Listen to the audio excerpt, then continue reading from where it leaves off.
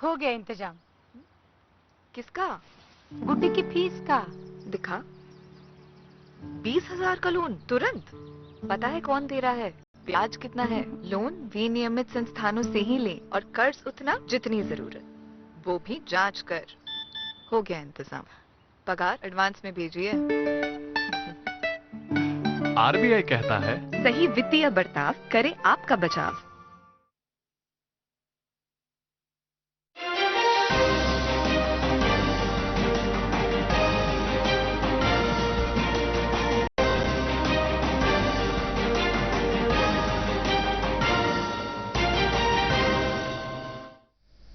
नमस्कार, प्रातः समाचार में आपका स्वागत है। मैं हूं अच्युत अभिषेक। सबसे पहले एक नजर मुख्य समाचारों पर।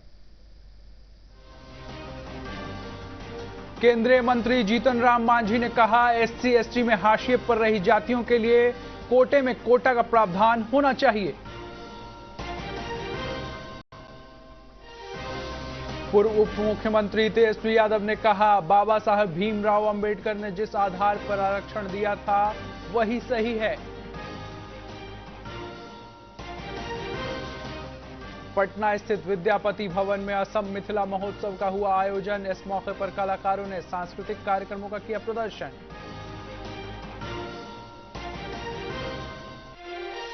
और पटना सहित कई जिलों में हो रही है बारिश। प्रदेश की कई नदियां खतरे के निशान से ऊपर।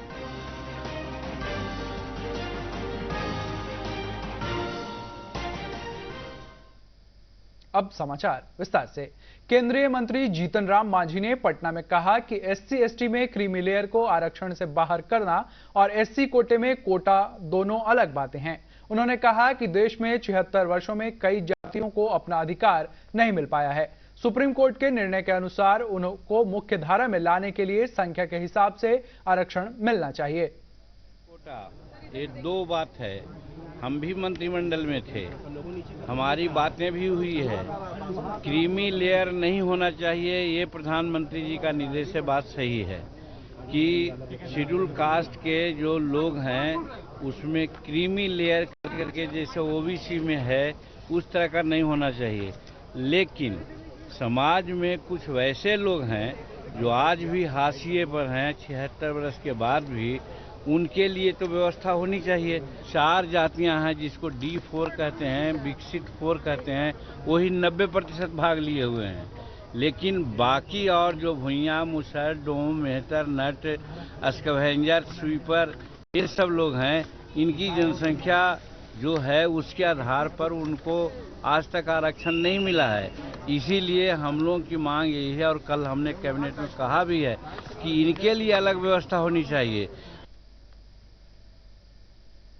केंद्रीय गृह राज्य मंत्री नित्यानंद राय ने पटना में संवाददाताओं से बातचीत करते हुए कहा है कि एससी एसटी आरक्षण में क्रीमी लेयर को केंद्र सरकार ने साफ कर दिया है। संविधान के तहत ही काम होगा। मोदी सरकार ने स्पष्ट किया है और माननीय प्रधानमंत्री जी का भी स्पष्ट विचार आया है कि बाबा साहब भीमराव अंबेडकर जी के संविधान में जो एससी और एसटी के आरक्षण का जो प्रावधान है उसमें क्रीमी लेयर नहीं है, इसलिए एससी एसटी के आरक्षण में क्रीमी लेयर नहीं रहेगा। पूर्व उप मुख्यमंत्री तेजस्वी यादव ने एससी एसटी आरक्षण में क्रीमी लेयर के सवाल पर कहा कि बाबा साहब भीमराव अंबेडकर ने जिस आधार पर आरक्षण दिया था वही ठीक है। इसको लेकर क्रीमी लेयर की बात ही नहीं करनी चाहिए। उन्होंने कहा कि हमारी पार्टी पहले दिन से कह रही है कि एससी एसटी आरक्षण में क्रीमी लेयर की कोई गुंजाइश नहीं है। का साफ स्टैंड है भाई, जो दलितों को, आदिवासियों को जो आरक्षण जो मिला, ये क्रीमी लेयर कहाँ से आ गया? क्रीमी लेयर का कोई मतलब नहीं है।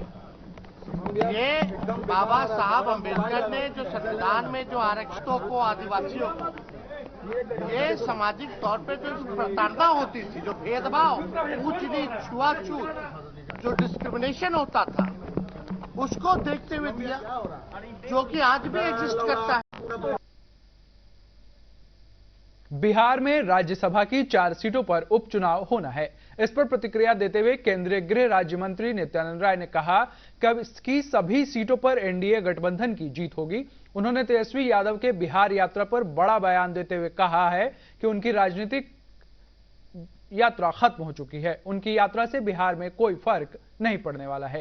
एनडीए जीतेगी, उनकी यात्रा तब समाप्त हो गई, राजनीति की यात्रा। वो तो अपने उस उप मुख्यमंत्री के काल में 6 विभाग रखकर लूटने का काम किए देखे ही, इसलिए वह नहीं है।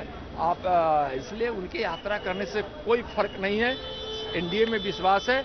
माननीय नरेंद्र मोदी जी की विकास की गंगा देश के साथ साथ जो बिहार में बह रही है, और एनडीए का नेतृत्व जो हमारे मुख्यमंत्री जी कर रहे हैं, माननीय नीतीश कुमार जी, सब नीतीश कुमार जी की विकास योजनाओं से और माननीय प्रधानमंत्री की विकास योजनाओं से लाभान्वित हो रहे हैं। लोगों को विकास चाहिए, लोगों को अपने बच्चों का भविष्य सुरक्षित चाहिए। बिहार के लोग अब यह सोच रहे हैं, बिहार में जात पात की राजनीति नहीं, विकास की राजनीति होगी। समाचारों का सिलसिला जारी रहेगा, लेकिन एक छोटे से अंतराल के बाद।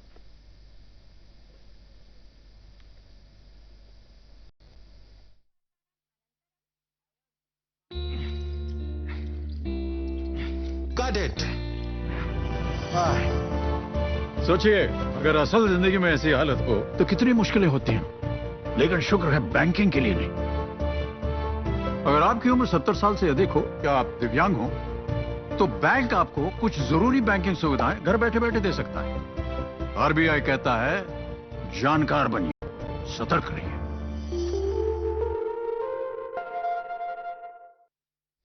समाचारों में आपका फिर से स्वागत है।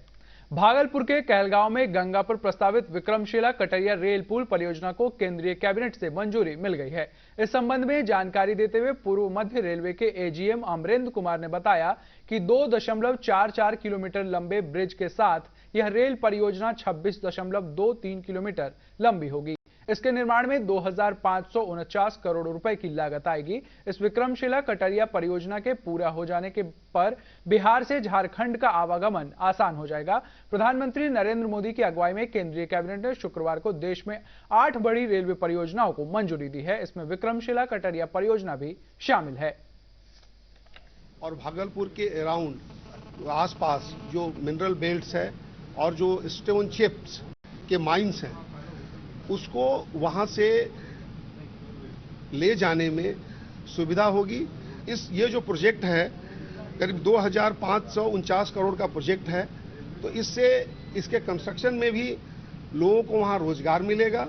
इसके बाद वहां पे जो मिनरल का हमारा एक्सप्लॉयटेशन बढ़ेगा, उससे भी लोगों को रोजगार मिलेगा और उस एरिया में विकास संभावनाएं बढ़ेंगी। सहरसा में जिलाधिकारी वैभव चौधरी द्वारा स्थानीय जिला स्कूल छात्रावास में संचालित बिहार बाल भवन किलकारी की गतिविधियों का निरीक्षण किया गया। इस मौके पर जिलाधिकारी ने कहा कि किलकारी के माध्यम से अभावहीन बच्चों में कौशल को निखारा जाता है, जिससे बच्चों का सर्वांगीण विकास हो पाता है। इस मौके पर किलकारी की नामांकन प्रभारी मौसमी कुमारी ने बताया कि इस संस्था में जिन बच्चों के माता पिता आर्थिक रूप से कमजोर होते हैं, उन्हें खेल, विज्ञान और कला का प्रशिक्षण दिया जाता है।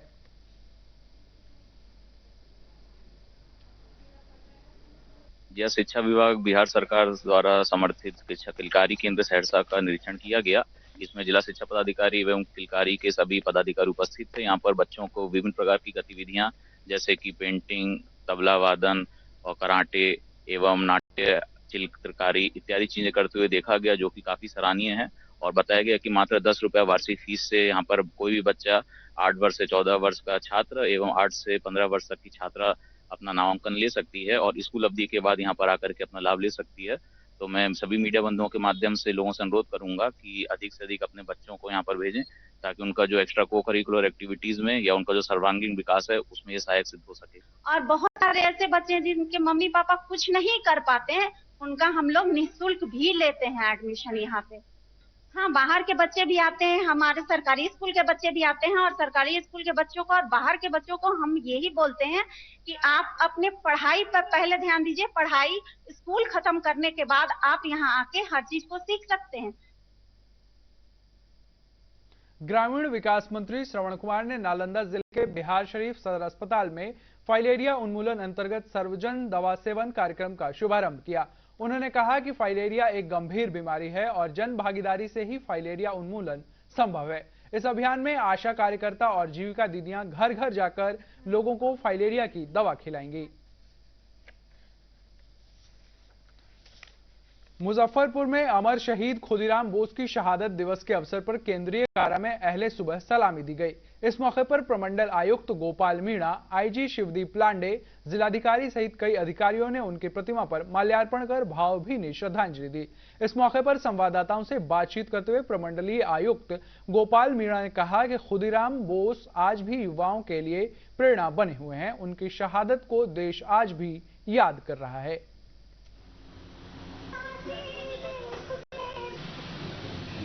उन्होंने इतनी कम उम्र में ही देशभक्ति की भावना 15 साल में समझ ही नहीं होता है, उस समय 15 साल में वो इस काम के लिए कूद पड़े थे और 17 साल में लगभग उन्होंने बलिदान दे दिया, सर्वोच्च बलिदान, अपनी जान कुर्बानी कर दी। हम लोग सच्ची श्रद्धांजलि देने के लिए एकत्रित हुए और हम सभी लोगों को भी उस भावना को अपने जहन में बिठा के रखना चाहिए कि देश की जब सेवा करने की जरूरत पड़े तो हमें तन मन धन से करना चाहिए। लाल किले के प्राचीर से में होने वाले स्वतंत्रता दिवस समारोह में शामिल होना हर किसी का सपना होता है। वैशाली की ड्रोन दीदी सोनी कुमारी का यह सपना इस स्वतंत्रता दिवस पूरा होने जा रहा है, क्योंकि बतौर अतिथि उन्हें प्रधानमंत्री कार्यालय की ओर से आमंत्रण पत्र मिला है। कौन है सोनी कुमारी और उन्हें क्यों ये मौका मिला है, वैशाली से रतन कुमार की ये रिपोर्ट देखिए। माहौल हो गया है और हो भी क्यों ना, दरअसल प्रधानमंत्री ऑफिस की ओर से सोनी कुमारी को आमंत्रण पत्र मिला है, जिसमें उन्हें दिल्ली के लाल किले पर होने वाले स्वतंत्रता दिवस समारोह में शामिल होने का न्योता मिला है। ये निमंत्रण पत्र पाकर सोनी बेहद खुश हैं। साथ ही परिवार और आस पड़ोस के लोग उन्हें बधाई और शुभकामनाएं दे रहे हैं। प्रधानमंत्री के कार्यालय से हमें मैसेज आया है, इस कार्यक्रम में हमें शामिल होना है। उस खुशी, वो मैसेज को देख करके हम बहुत खुश हुए कि हमें, जब पहले हम टीवी पे देखते थे, आज हमें शामिल होने के लिए बुलाया गया है। हम ड्रोन की ट्रेनिंग करके आए हैं और ड्रोन को ट्रेनिंग करने के बाद किसान दीदी लोग को बहुत सारे मदद करने के लिए चाहते हैं, मदद करेंगे, आगे तक भी मदद करेंगे। वो खुशी के मारे हम वो फूले नहीं समा रहे हैं कि और दीदी लोग मेरे गांव में जानी है, दीदी लोग तो भी बधाई देने आई है कि आप झंडा तोलन के लिए शामिल होने के लिए दिल्ली में जा रही हैं। सोनी कुमारी के लिए यहाँ तक का सफर आसान नहीं रहा है।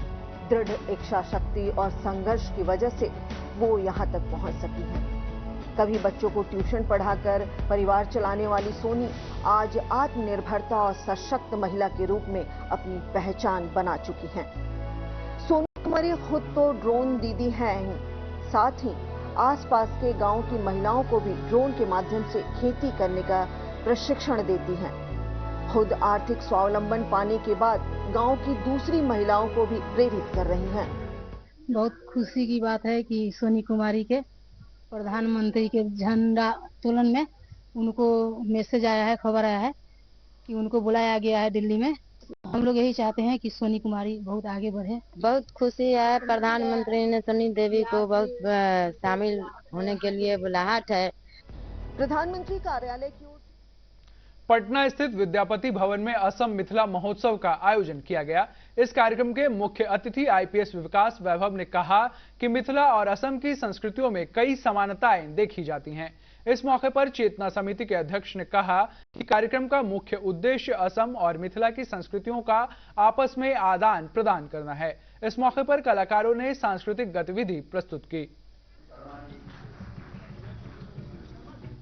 प्रदेश में पिछले कई दिनों से मानसून सक्रिय है। पटना सहित कई जिलों में लगातार बारिश हो रही है। रात हुई बारिश से पटना के कई इलाकों में पानी भर गया है। मौसम विभाग ने आज प्रदेश के 28 जिलों में बारिश का अलर्ट जारी किया है। इसके साथ ही मौसम विभाग ने कुछ शहरों में आकाशीय बिजली गिरने की संभावना जताई है। इधर प्रदेश की कई नदियां उफान पर हैं। पटना, हाथीदह और कहलगांव में गंगा लाल निशान के ऊपर बह रही है। और अंत में मुख्य समाचार एक बार फिर। केंद्रीय मंत्री जीतन राम मांझी ने कहा, एससी एसटी में हाशिए पर रही जातियों के लिए कोटे में कोटा का प्रावधान होना चाहिए।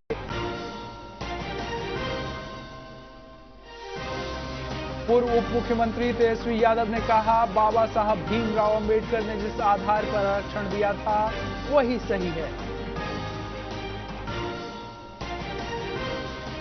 पटना स्थित विद्यापति भवन में असम मिथिला महोत्सव का हुआ आयोजन। इस मौके पर कलाकारों ने सांस्कृतिक कार्यक्रमों का किया प्रदर्शन।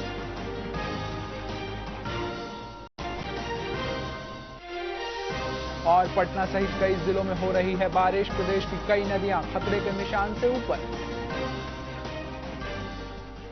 इसके साथ ही प्रादेशिक समाचार के बुलेटिन समाप्त हुआ। नमस्कार।